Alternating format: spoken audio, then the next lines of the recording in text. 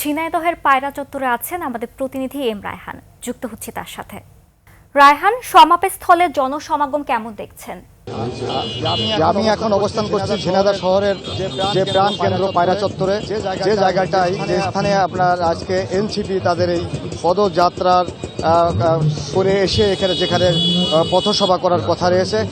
সারাদিন ধরেই গুড়ি গুড়ি বৃষ্টি, কোনো সময় বড় আকারে বৃষ্টি হচ্ছে।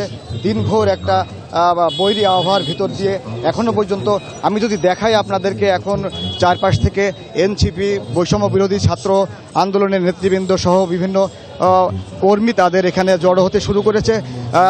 তবে কেন্দ্রীয় নেতৃবৃন্দ এনসিপির যে নেতৃবৃন্দ চুয়াডাঙ্গা থেকে তারা দামুড়হুদা, দর্শনা এবং জীবননগর হয়ে তারা পথসভা শেষ করে আমরা জানতে পেরেছি এখানে আসবেন।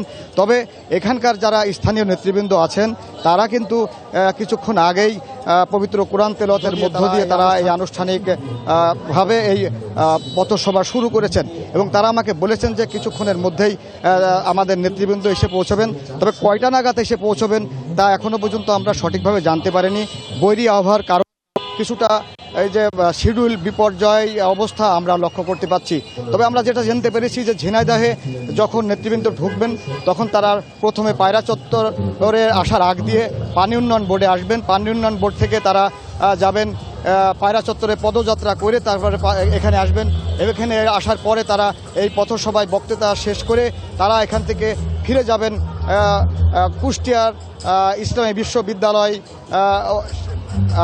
প্রাঙ্গণে এবং সেখানে একটা পথসভার আয়োজন করা হয়েছে। এই যাওয়ার পথে নেতৃবৃন্দ ঝিনাইদহে জুলাই আন্দোলনের সময়, জুলাই বিপ্লবের সময় যে গণ অভ্যুত্থান হয়েছে, ভয়ঙ্কর যে অবস্থা সৃষ্টি হয়েছিল, যে অবস্থার ভিতর দিয়ে ঝিনাইদহের 3টা ছেলে শহীদ হয়েছে, সেই শহীদ 2টা ছেলের একজন হচ্ছে রাকিব, একজন হচ্ছে সাব্বির, তাদের কবর জিয়ারত করবেন নেতৃবৃন্দ। এখানকার প্রোগ্রাম শেষ করে তারপরে তারা ফিরে আসবেন। ফিরে এসে ঝিনাইদহে ড্রিম ভ্যালি পার্কে তারা অবস্থান করবেন এবং এই অবস্থান করে আগামীকাল সকাল 8টার দিকে ঝিনাইদহ ত্যাগ করবেন। এই ছিল আমার কাছে সর্বশেষ এই ঝিনাইদহের পথসভার যে অবস্থা।